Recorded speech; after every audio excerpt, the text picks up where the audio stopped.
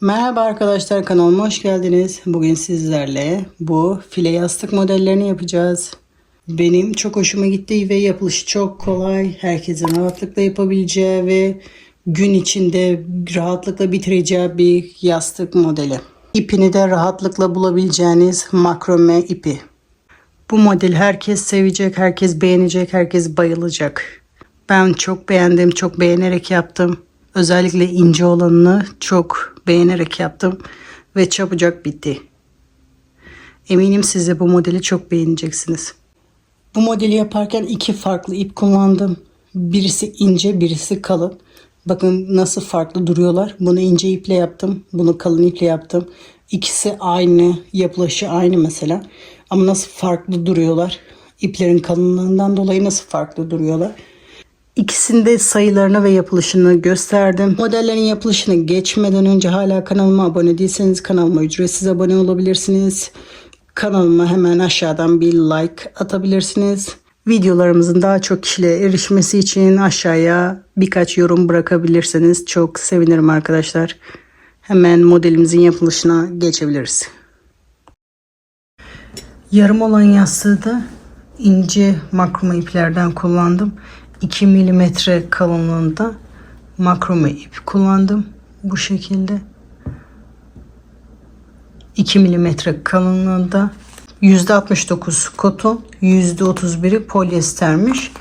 Buna uygun tığ 2 ile 4 milimetre arasında tığ kullanılabiliyormuş. 4 milimetre tığ buna uygun oldu. Daha küçükleri biraz sık oldu. 4 milimetre bana ve elime daha uygun oldu. Ben o yüzden 4 milimetre tığ kullandım. Bu ipimde 250 metre ip varmış. 250 metre ipten yaklaşık bu kadar ip kaldı. Yani bir yastık için 250 metre ipten bu kadar kaldı. İp alırken de o kadar ip alabilirsiniz. Siz Türkiye'de farklı markalarda ip kullanabilirsiniz. Ben yurt dışında yaşadığım için bu markada ip kullandım. Kullandığım ip 2 milimetre makrome koton makrome ip. Taban kısmını yaparken sayılı olarak zincir çekmiyorum. Yastığımın boyunca zincir çekiyorum. Ben hazır yastık kılıfı kullanıyorum. 45'e 45 santim yastık kılıfı kullanıyorum. Hazır yastık kılıfı hazır bir şekilde dikilmiş olarak alıyorum. Kendim dikmiyorum. İstediğiniz ölçüde yapabilirsiniz. Sayılı vermiyorum çünkü herkesin yastık ölçüsü farklı oluyor. Bir de ipi, el sıklığı değişik olduğu için ölçü tutmuyor. O yüzden sayı vermiyorum. Yastığımızın ölçüsünde zincir çekiyoruz. Elimizi sıkmadan böyle rahat bir şekilde zincirimizi çekiyoruz. Sıkmadan.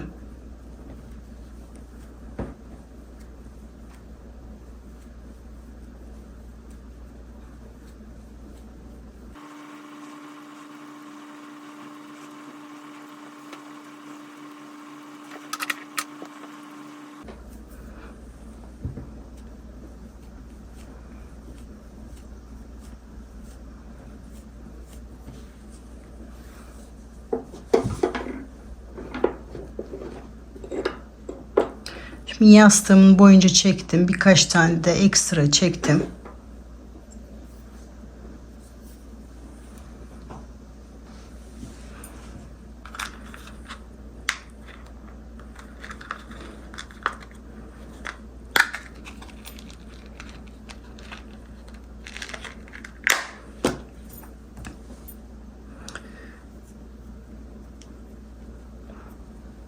Şurası benim dönüş yerim. Oraya bir işaret koyayım.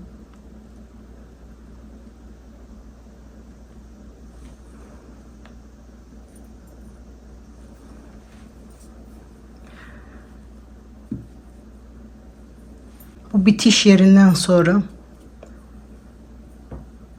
10 tane yapacağımız dönüş zinciri için 10 tane de zincir çekiyoruz. 1 2 3 4 5 6 7 8 9 10.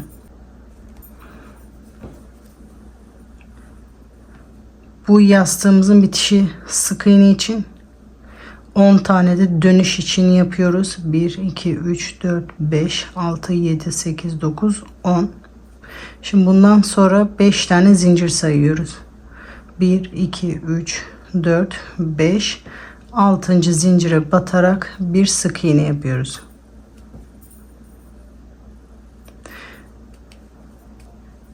On zincir,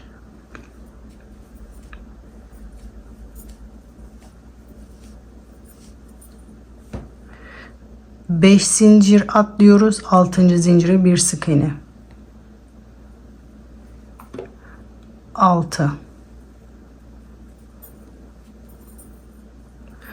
10 zincir,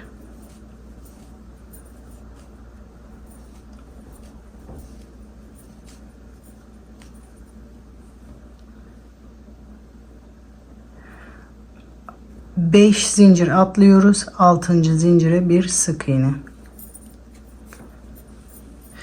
Bu şekilde yastığın boyunca sıra sonuna kadar yapıyoruz. Yastığın sonuna kadar geldim, sonuncusunu batacağım. 1 2 3 4 5, 6. burası. 6.'nın üzerine bir sık iğne yapıyorum. Bakın burayı ekstra çekmiştim. Fazla zincire söküyoruz burada.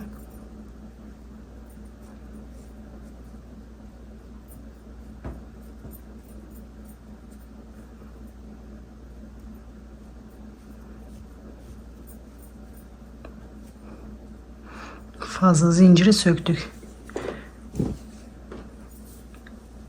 Şimdi 10 zincir çekip tekrar bu aynı battığımız yere batıyoruz.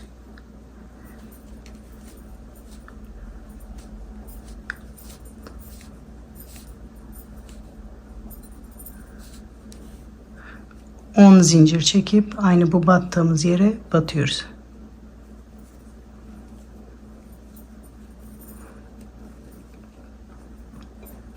Bu şekilde dönüyoruz. Diğer sırada buradan tekrar bunun ortasına batacağız. Bu kenara o şekilde döneceğiz. 10 zincir,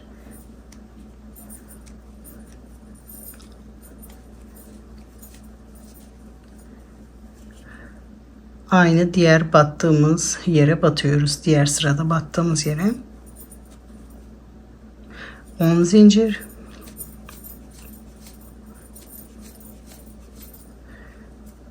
aynı diğer sırada battığımız yere batıyoruz. Bu şekilde sıra sonuna kadar yapıyoruz.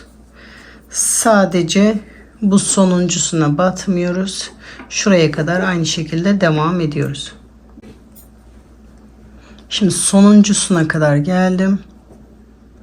Şimdi benim hem burada bitmem gerekiyor, hem de tam ortasında olmam gerekiyor ki ikinci sıraya başlayabilmem gerekiyor. Şunun gibi ortada olmam gerekiyor ki diğer sıranın bu şekilde ortaya batmam gerekiyor.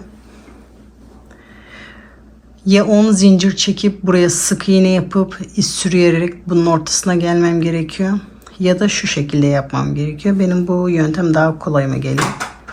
5 zincir çekeceğim. 3 sefer tığımı dolayacağım. Burası bitiş noktasıydı. Buraya işaret koymuştum. Burada böyle trabzan yapacağım ki aynı boyda olsun. Yani tam ortası olmuş oluyor. Hem bu sırayı böyle bitirmiş oldum, hem de bunun ortasında başlamış oldum.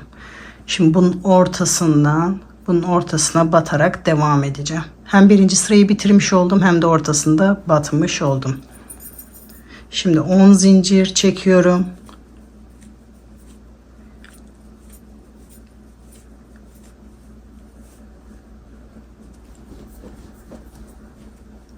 Bunun ortasına batarak bir sık iğne yapıyorum. 10 zincir,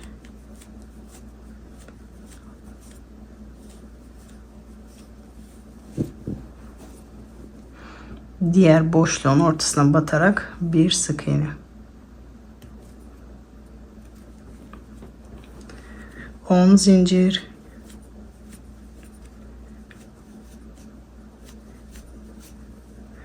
diğer boşluğa batarak bir sık iğne. Bu şekilde sıra sonuna kadar bütün boşluklara batarak yapıyoruz. Bu kenarda da aynı şekilde yapacağız. Bu boşluktan bu boşluğa doğru aynı şekilde batacağız. Alında boşluklarda batarken zincirin ortasına batmıştık. Ama incesinde böyle boşluklara batınca daha hoş durdu ama kalında bu şekilde durmuyordu. Bu şekilde kenara kadar yapalım. Bakın kenara kadar geldim. Bu kenarda da aynı şekilde 10 zincir çekiyorum.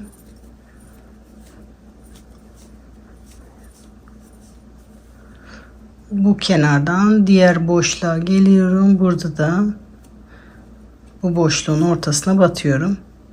Bu kenarda bu şekilde dönmüş oluyorum. Sonra 10 zincir çekip sıradaki boşluğa batıyorum.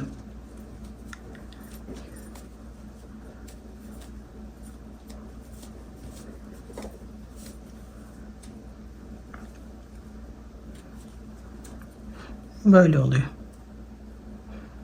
Sıra sonuna kadar bu şekilde yapalım. Sonuncu boşluğa geldim. Bakın az önce trabzan yaptığım yer, yani yarısı burası. Aynı şekilde 5 zincir yapıyorum. 5 zincir yani yarısı. 3 sefer tığıma doluyorum ve bu trabzanın tepesine batırıyorum. Yani 5 zincir yarısı, 5 zincirde trabzan oluyor. Ve trabzanımı yapıyorum ve tamamlamış oluyorum. Tekrar 10 zincir çekerek devam ediyorum.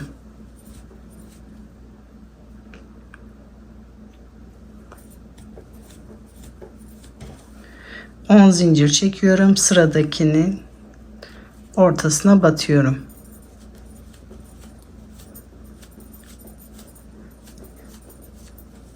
On zincir çekiyorum, sıradaki boşluğa batıyorum. Bu şekilde yapmamız gereken uzunluğa kadar bu şekilde yapıyoruz.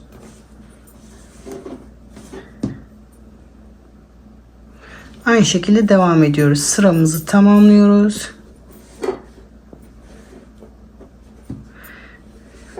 Sıra sonuna kadar aynı ve sıra sonunda aynı şekilde sıramızı tamamlıyoruz. Bütün sıralara aynı şekilde devam ediyoruz. Yapmak istediğimiz uzunluğa kadar aynı devam ediyoruz.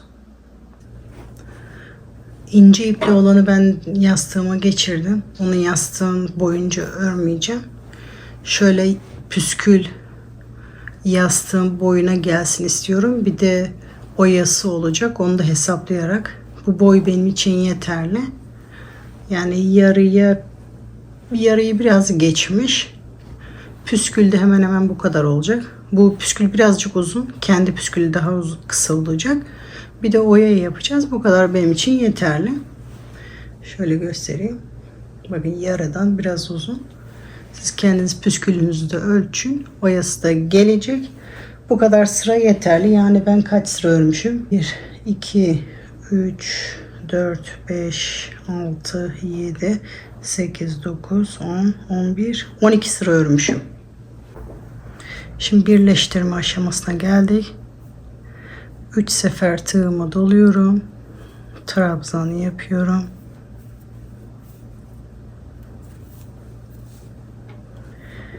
Şimdi bu ağız kısmı artık bayağı açıldığı için benim burayı toparlamam gerekiyor.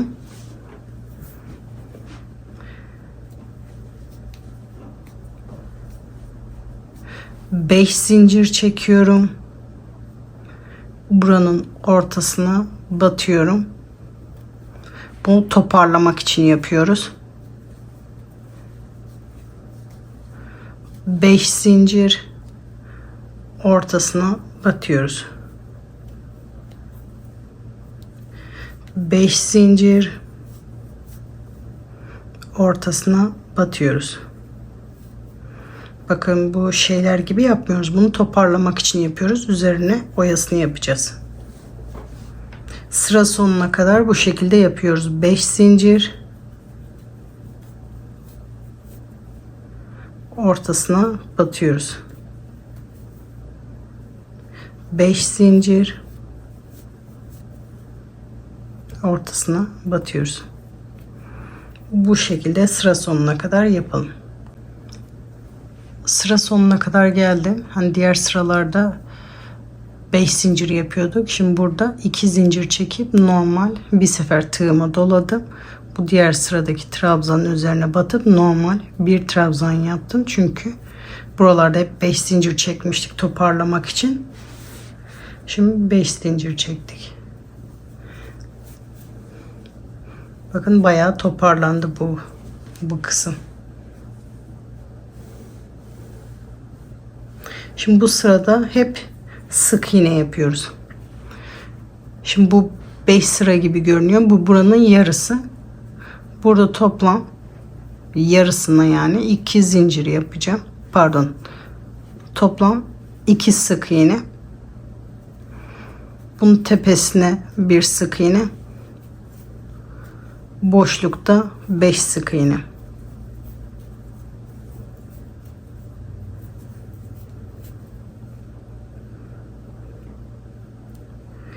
Bu tepelere bir sık iğne, boşluklara 5 sık iğne.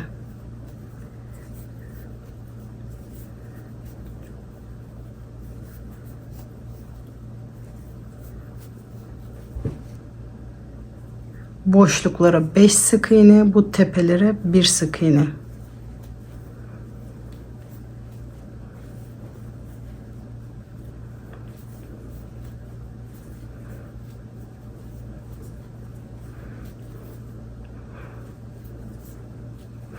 Bu şekilde sıra sonuna kadar yap. Son boşluğa kadar geldim. Bu son boşlukta yarısına 2 tane yapmıştım. Şimdi diğer yarısına 3 yapacağım. 1 2 ve 3. Sonra sıramı birleştiriyorum.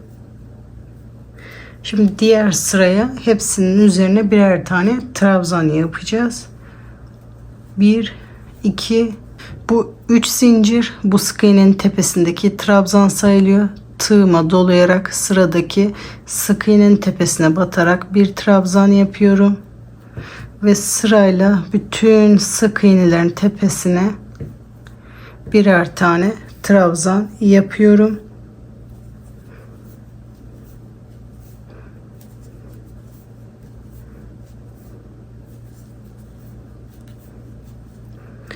Sırayla hepsinin yaparak sıramızı bitiriyoruz. Sıra sonuna kadar bu şekilde yapalım. Sıra sonuna kadar geldim. Şimdi sıramı birleştiriyorum.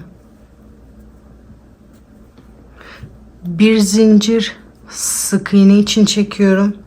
Şimdi 5 zincir yapacağım işlem için çekiyorum. 1 2 3 4 5 zincir.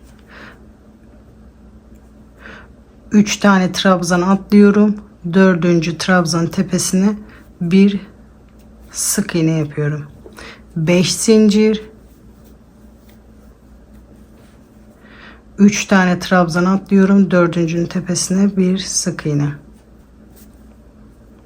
5 zincir. 3 tane trabzan atlıyoruz. 4.'ünün tepesine.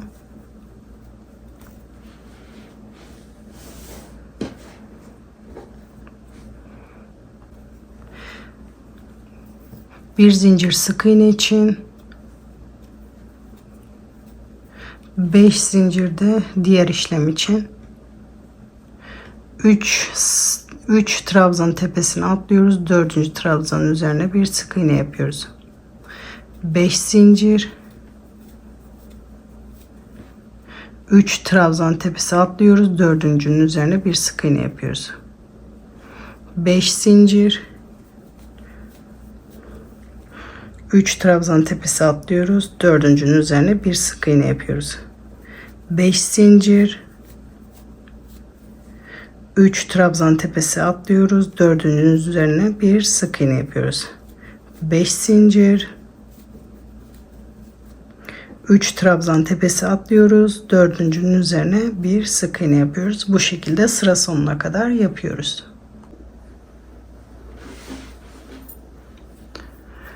Sonuncu boşluğa kadar geldim. Şimdi bundan sonraki yapacağımız aşamada bir boşluğu dolduracağız. İkinci boşluğa sadece batacağız. Bir boşluğa dolduracağız, bir boşluğa batacağız. O yüzden bu boşluktan tam denk gelmesi gerekiyor. Ben bunu sayarken şöyle saydım. Bir dolu, bir boş. Biterken de öyle bitmesi gerekiyor. Bir dolu, bir boş. Öyle saydım. Bir dolu, bir boş, bir dolu, bir boş. Şu anda bu bir dolu ve şu anda bir boş. Böyle bitmesi lazım ki örnek denk gelsin. Şu anda bir dolu, şu anda bir boş yapacağım. 1, 2, 3, 4, 5 ve örneğimi burada birleştiriyorum. Normalde bu şekilde yapılıyor. Ama ben diğer örneklerde yapıldığı gibi yapacağım. Şuralarda yaptığım gibi. 2 zincir. Çünkü tam zincirin ortasında başlamam gerekiyor diğerlerinde yaptığım gibi. 2 zincir, tığıma doluyorum. Bu battığım yere batıp bir trabzan yapıyorum ve aynı şekilde trabzanımı yapıyorum. Ortada başlamış oluyorum. Şimdi trabzanlara başlayacağım.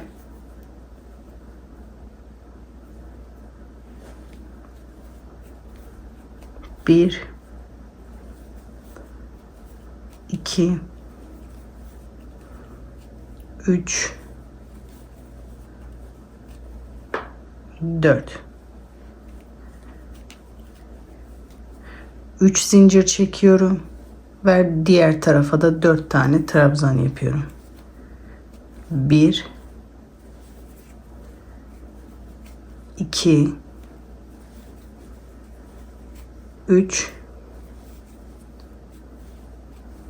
4. Şimdi bu zincire sadece bir sık iğne yapıyoruz. Bu boşluğa sadece bir sefer sık iğne yapıyoruz. Az önce bir boş bir dolu demek istediğim buydu. Bir zincire sadece trabzan yapıyoruz. Bir zincire sadece bu şekilde bir sık iğne yapıp diğer boşluğa geçiyoruz. Şimdi tekrar tığımı doluyorum. Bu boşluğa geçip buradaki işlemin aynısını yapıyoruz. 4 tane trabzan yapıyorum.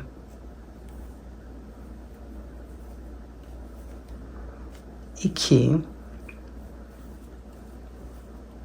3, 4. 3 zincir çekiyorum. Tekrar diğer tarafa aynı işlemi yapıyoruz. 4 trabzan. 1, 2, 3 ve 4. Hiç zincir çekmeden sıradaki boşluğun ortasına batarak bir sık iğne yapıyorum. Bu şekilde devam ediyoruz. Bir dolu, bir boş dememin sebebi bu. O yüzden sayarak yapıyoruz. Bir dolu, bir boş olarak yapıyoruz. Boş olarak bitmesi gerekiyor. Dolu olarak başlayıp boş olarak bitmesi gerekiyor. Yoksa bu şekilde denk gelmiyor. Bu şekilde sıra sonuna kadar yapıyoruz. Şimdi hiç zincir çekmeden tığıma doluyorum. Aynı boşlukta 4 trabzan bu tarafa yapıyoruz. 2, 3, 4. 3 zincir çekiyoruz.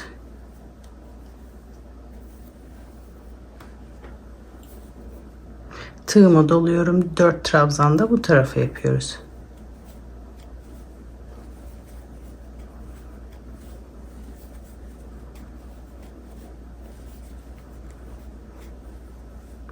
Hiç zincir çekmeden sıradaki boşluğa batıp bir sık iğne yapıyoruz.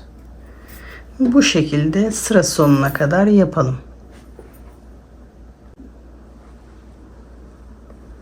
Sonuncusunu da yaptım. Son birleştirme aşamasına geldim. Sonuncu yerime de batıyorum. İlmeğimi birleştiriyorum. Dediğim yer burasıydı. İşte tam bu şekilde denk gelmesi için, örneğin denk gelmesi için sayarak yapmamız gerekiyor.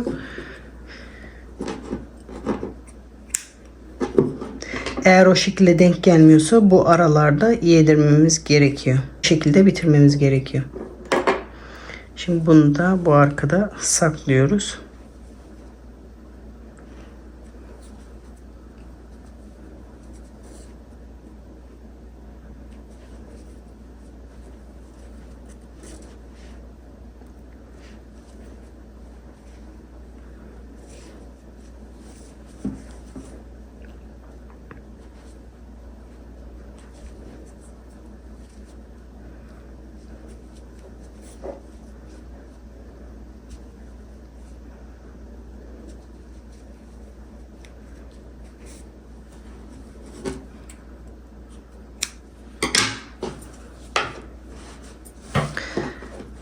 Dediğim gibi eğer bu zincirler buraya denk gelmezse bu aralarda yedirebilirsiniz. O şekilde denk gelecek şekilde yapabilirsiniz. Dantel kısmı bitti. Şimdi püsküllerini yapacağız. Püsküllerini yaptıktan sonra yastığımıza geçirebiliriz. Püskülleri ben elimde de yapıyorum. Makinamda da yapıyorum. Şöyle elimde yapılanı göstereyim ben size. Daha kolay olsun.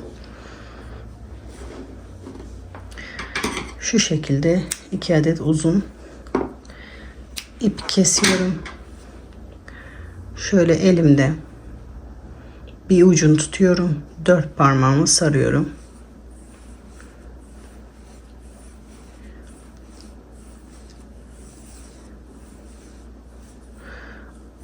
On sefer sardım. Hatta 15 yapalım. 15 sefer sardım. İpime göre yaptım. Hani siz bunu daha az daha çok da yapabilirsiniz. İpim yetsin diye. Şu anda 15 sefer sardım. Bir ipi aldım, arasından geçirdim.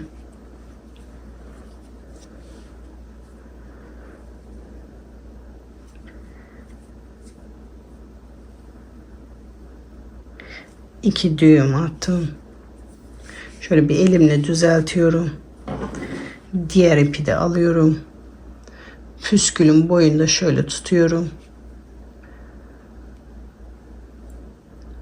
Şöyle yaklaşık 2 santim kadar boşluk bırakıyorum. Böyle parmağımla tutuyorum püskülü. Şöyle sarıyorum. Üst üste gelmeyecek şekilde, yan yana gelecek şekilde sarıyorum sıkıca. 4-5 sefer sarıyorum. Sonra ipin diğer ucuyla 2 sefer düğüm atıyorum. Sardığım ipin diğer ucuyla.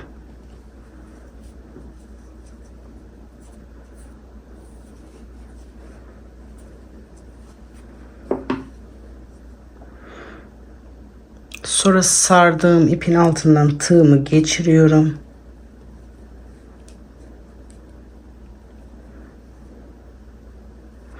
Bu düğüm attığım ipleri sardığım ipin altından beri aşağıya çektiriyorum.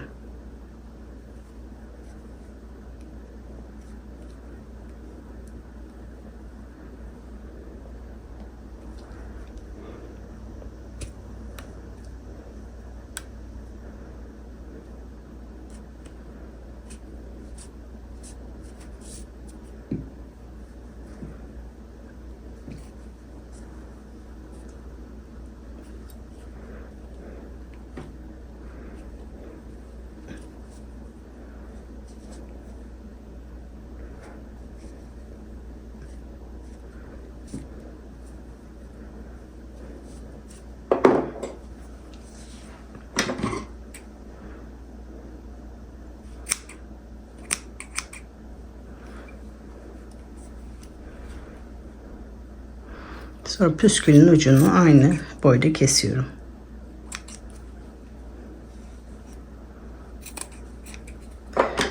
püskülün yapılışı da bu kadar.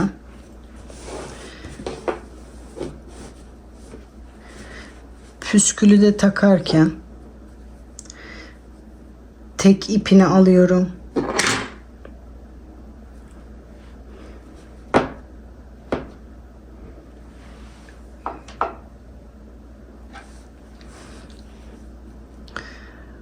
Boşluktan tek ipimi geçiriyorum. Diğer iple bu şekilde 2 sefer düğüm atıyorum.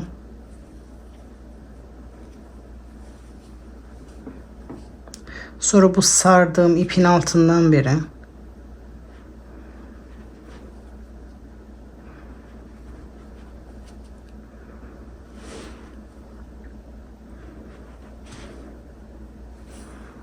bu ipleri aşağı doğru çektiriyorum. Az önce püskülün iplerinde yaptığım gibi. Temiz durması için.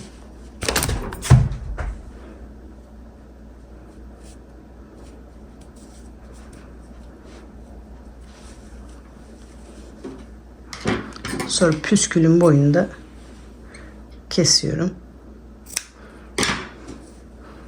Böyle temiz durmuş oluyor. Bütün püskülleri bu şekilde takıyorum. Sadece ön taraftakilere takıyorum. Arka taraftakilere takmıyorum. Bu şekilde bütün püskülleri takıyoruz. Bu modeli yaparken bu ipten yaklaşık 1,5 adet, hatta 1,5'tan biraz fazla ip gitti. Bir ipte 65 metre varmış. Bir ipte 65 metre varmış. İkinci ipte yaklaşık 40 metre falan kullanmışımdır. 105 metre falan gitmiştir yani bir yastıkta bu model için. Bu iple yaparken 8 ile 10 milimetre tığ kullanabilirsiniz diyor. 8 benim elime göre çok sıkı geldi. Ben o yüzden 10 milimetre tığ kullandım. Siz elinize hangi tığ yatkınsa onu kullanabilirsiniz. Rahatlıkla bulabileceğiniz bir ip diye düşünüyorum. Şöyle ipi göstereyim. İp bu şekilde 4 milimetre koton makrame. Kolaylıkla bulabileceğinizi düşünüyorum.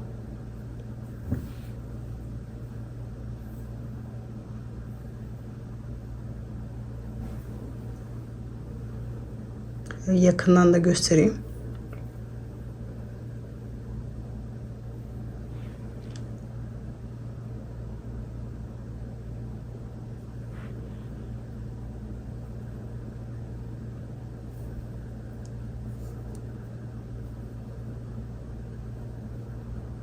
...4 milimetre koton makrame.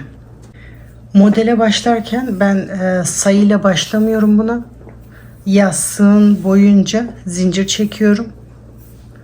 Benim yastığımın boyu 45'e 45 santimetre.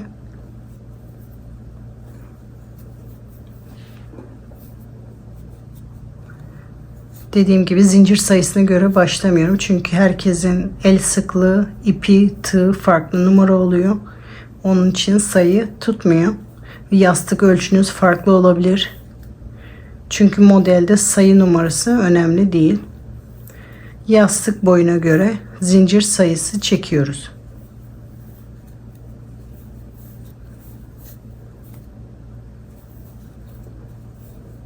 Fazla olsun, fazlalığı sökebiliriz. Yastığın boyunca zincir çekiyoruz.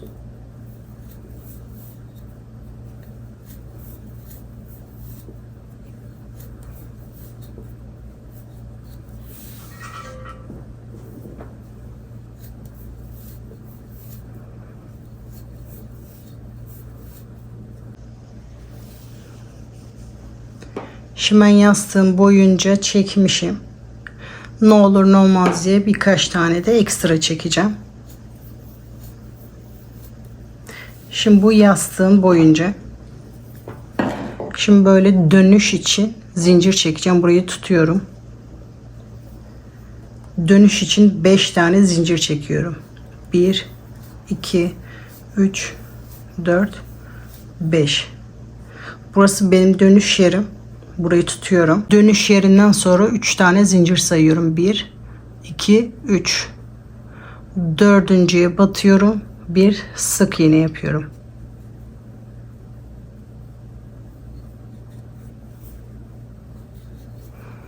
Aralarda hep 3 zincir olacak. 1, 2, 3, 4, 5. 1, 2, 3. Dördüncüye bir sık iğne yapıyorum.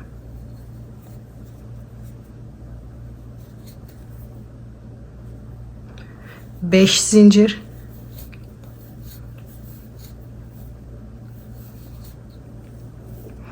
Bir, iki, üç, dört. Dördüncüye bir sık iğne.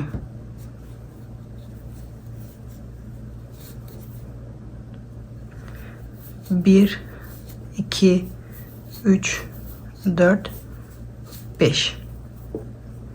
1, 2, 3, 4.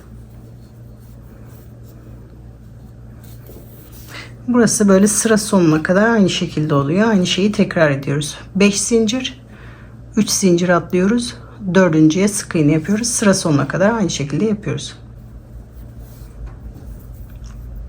Şimdi sıra sonuna kadar yaptım. Şöyle tekrar ölçüyorum.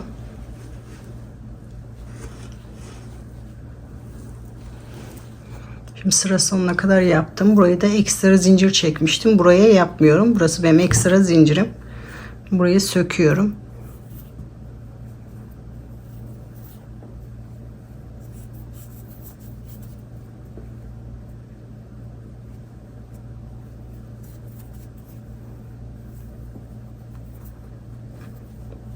Burasını ekstra yapmıştım. Orayı söktüm. Şimdi burayı dönüşte aynı şekilde burayı bu şekilde dönüyoruz. Bu kenara ekstra bir işlem yapmıyoruz. Şimdi aynı şekilde karşı tarafı yapıyoruz. 5 zincir,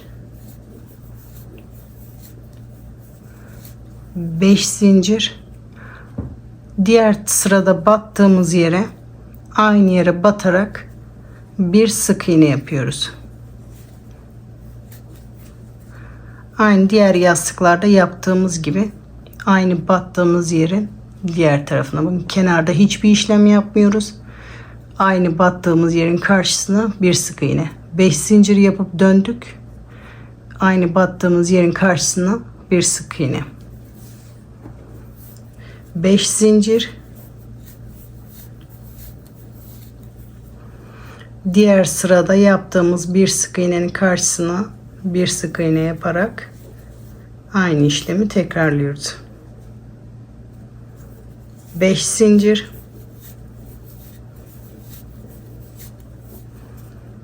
aynı battığımız yere batarak aynı işlemi tekrarlıyoruz. Bu şekilde sıra sonuna kadar yapıyoruz. Hepsinin aynı şekilde karşısına yaparak buraya kadar yapıyoruz. Sonuncuyu yapmıyoruz. Orayı farklı bir işlem yapıyoruz. Son bir tane batacak yer kalana kadar geldim. Şimdi normalde 5 zincir çekip burada bir sık iğne yapıp bitirmem gerekiyor. Aynı bu kenarda olduğu gibi. Ama ben diğer ikinci sırada aynı burada ortada başlamam gerekiyor. O yüzden şu şekilde yapacağım. 2 zincir çekiyorum. Tığıma doluyorum. Normalde burada bitiyorum ben. Tam 4. zincirin üzerinde. Bir trabzan yapıyorum. Ve bu şekilde tam zincirin ortasında bitmiş oluyorum. Hem sırayı bitirmiş oluyorum hem de sıranın ortasında bitmiş oluyorum. Ya da 5 zincir çekip burada sık iğne yapıp iz sürümü yaparak bu zincirin ortasına da gelebilirdim. O şekilde de yapabilirdim. Ama bu şekilde benim daha kolayıma geliyor. Hem sıramı bitirmiş oluyorum hem de sıranın ortasında bitmiş oluyorum. Şimdi 5 zincir çekiyorum. İkinci sıraya başlıyorum. Şimdi bundan sonra hep aynı şeyi tekrar edeceğiz. 5 zincir. Şimdi 3. zincirin ortasına batarak bir sık iğne yapıyorum. 5 zincir. Örnek o kadar kolay ki çok çabucak bitiyor. 5 zincir, 3. zincirin ortasına batarak bir sık iğne yapıyorum. İsterseniz benim gibi zincirin ortasına batabilirsiniz. İsterseniz bu şekilde boşluğa batarak da yapabilirsiniz. Bana biraz bu şekilde biraz kalın durdu. Ben bu şekilde daha çok beğendim. Ama dediğim gibi boşluğa batarak da yapabilirsiniz. Zincirin ortasına batarak da yapabilirsiniz. Siz hangisini daha çok beğendiyseniz o şekilde de devam edebilirsiniz. Hani bu şekilde makrame düğümüne daha çok benziyor. Siz hangi görüntüyü daha çok hoşunuza giderse o şekilde devam edebilirsiniz. Ama ben bu şekilde daha çok hoşuma gitti. Öyle devam ettim. 3. zincirin ortasına batarak bu şekilde devam ettim. Bu şekilde yapıyoruz. Bakın kenarda boşluktan boşluğa, aynı bu kenarda da o şekilde yapacağım. Bu boşluktan bu boşluğa batacağım. Bu kenara kadar aynı şekilde devam edelim. Burayı da göstereyim. Sonra bu kenarda göstereceğim. Şimdi ben bu kenara kadar geldim. Aynı diğer kenardaki gibi. 3. zincirin tepesine batıyoruz. Bir sık iğne yapıyoruz. 5 zincir. Sonra diğer kenarın 3. zincirine batarak sık iğnemizi yapıyoruz. Normal dönüşümüzü yapıyoruz.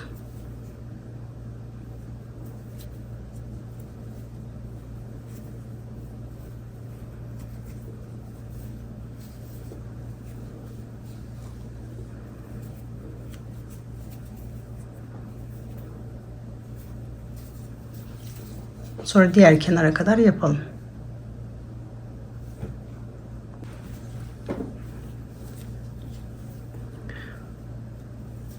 Sonuncu yere kadar geldim. Aynı diğer sırada yaptığımız gibi 2 zincir, tığımı doluyorum ve trabzanın tepesine batarak bir trabzan yapıyorum. Hem sıramı bitirmiş oluyorum, hem de diğer sıra için tam ortada bitmiş oluyorum. 5 zincir ve diğer boşluğun 3. zincirine batarak sık iğnemi yapıyorum. 5 zincir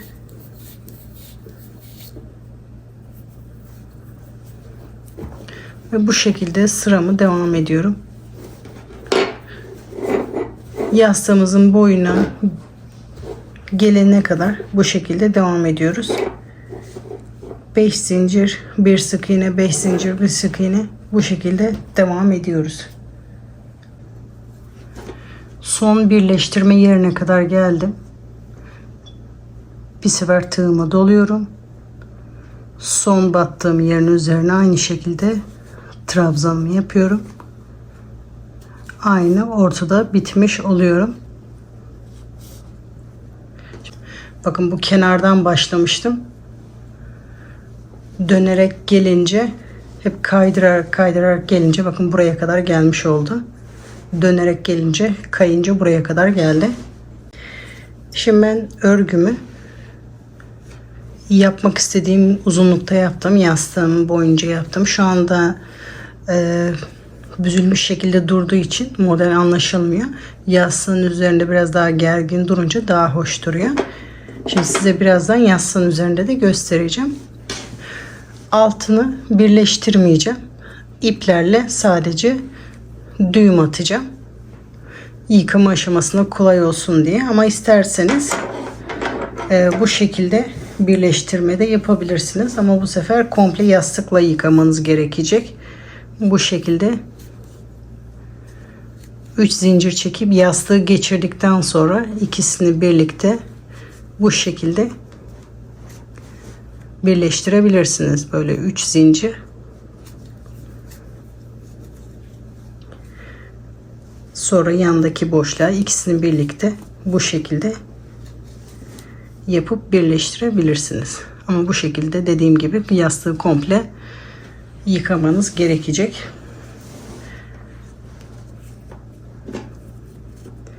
Yastığın yapılışı bu kadar.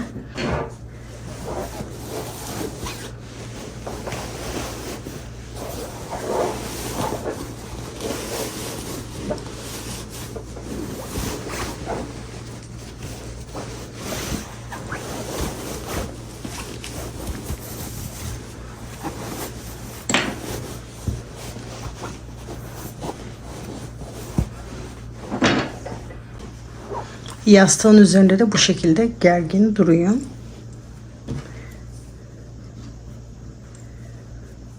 İsterseniz bu şekilde küçük britler yapıp da böyle küçük düğümler de atabilirsiniz. Böyle zincir çekip öyle de yapabilirsiniz.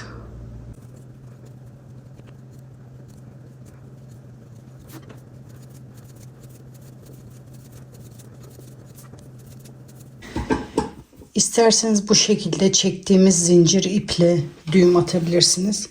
İsterseniz bu şekilde kendi ipiyle de düğüm atabilirsiniz. Yıkarken ipimiz kaybolmasın diye ilk önce tek tarafa iki ucunu bu şekilde tam ucundan tutuyorum, ortasından tek tarafa bir sefer düğüm atıyorum. Yıkarken ip kaybolmasın diye. Sonra diğer tekini diğer taraftan geçiriyorum. İkisini birlikte bağlıyorum. Normal fiyonk düğüm atıyorum.